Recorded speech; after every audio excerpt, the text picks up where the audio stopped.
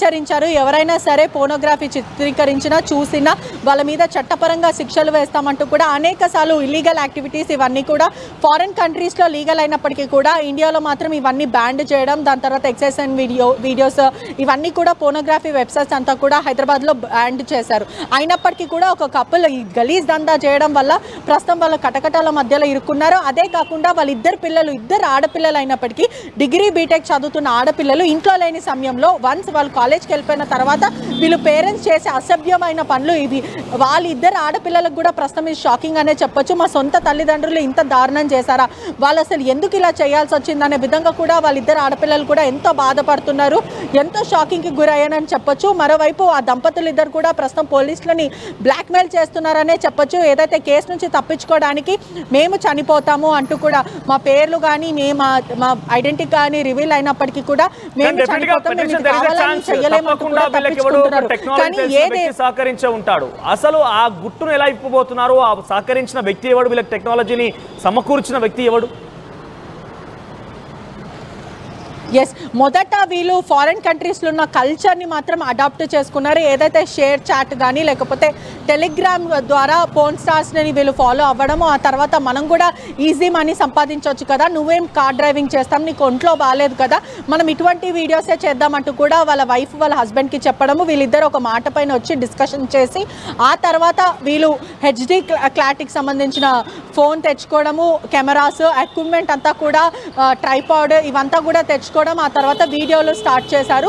మొదట వీళ్ళకి 300-500 చిన్న చిన్న బేర్ మినిమం అమౌంట్ రావడం, ఆ తర్వాత భారీ ఎత్తున ఒక్కొక్క వ్యూవర్ 2000 వేయడం, దాదాపు ఈ 4 months నుంచి 5-6 lakhs సంపాదించారంటూ కూడా అనుమానాలు వ్యక్తం అవుతున్నాయి. సమాచారం అయితే ప్రధానంగా అయితే వస్తుంది.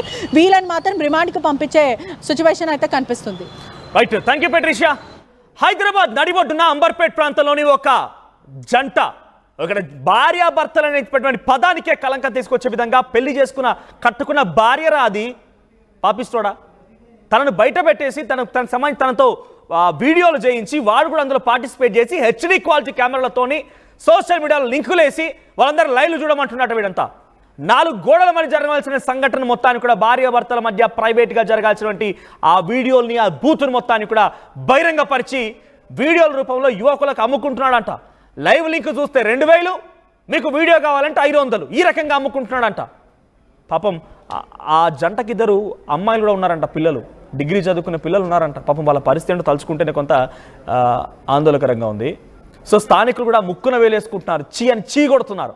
సో మీరేం చేస్తారు కామెంట్ చేయండి ఒకసారి. ఇక్కడ కామెంట్స్ చదువుతాను ఒకసారి నేను. సో ప్రస్తుతానికి ఒకరేమో చెప్పుతో కొట్టాలంటున్నారు, తర్వాత దొంగల ముఠా అని ఇంకొకరు కామెంట్ చేస్తున్నారు.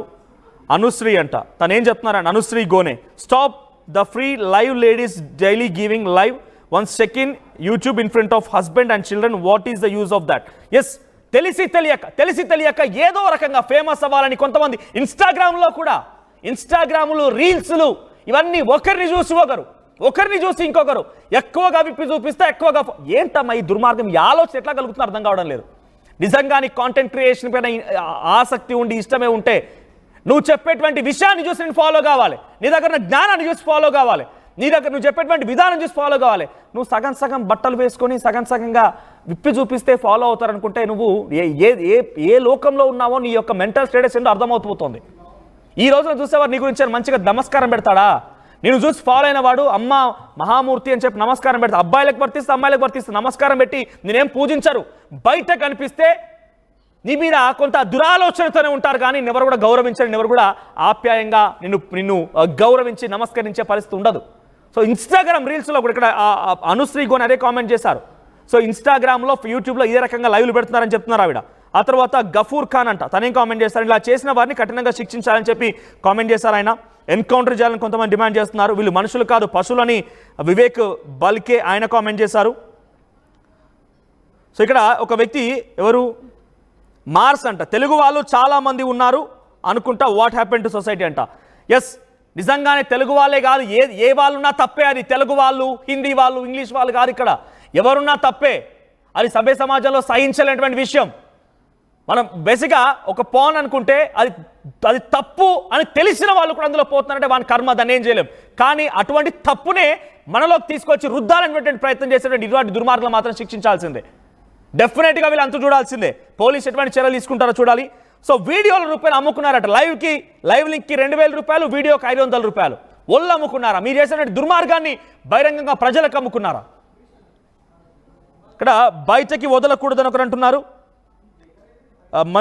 మంజు హాయ్ అన్న, మీరు చాలా కరెక్ట్గా మాట్లాడుతున్నారు. మన భారతదేశంలో ఇలా జరుగుతుంది కదా, చాలా బాధగా ఉంది అంటే ఎస్, డెఫినెట్గా మీరు అందరూ బయటకు రావాల్సిందే. కొంత ఇటువంటి వాటిని క్వశ్చన్ చేయండి.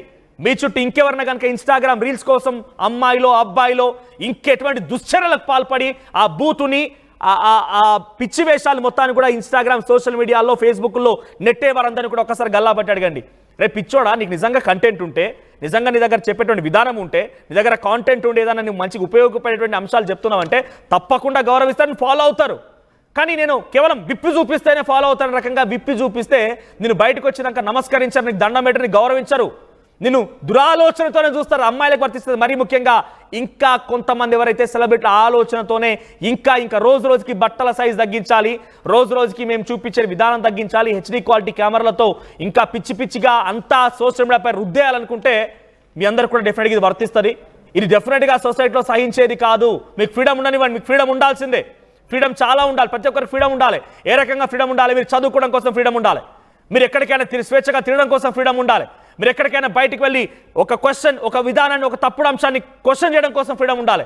కానీ ఫ్రీడమ్ అంతా మన బట్టలపైన చూపించామంటే రేపటి రోజున చాలా ఫ్రీడమ్ వచ్చేసింది అనుకోండి, ప్రతి ఒక్కరూ తప్పుడుగానే చూస్తారు.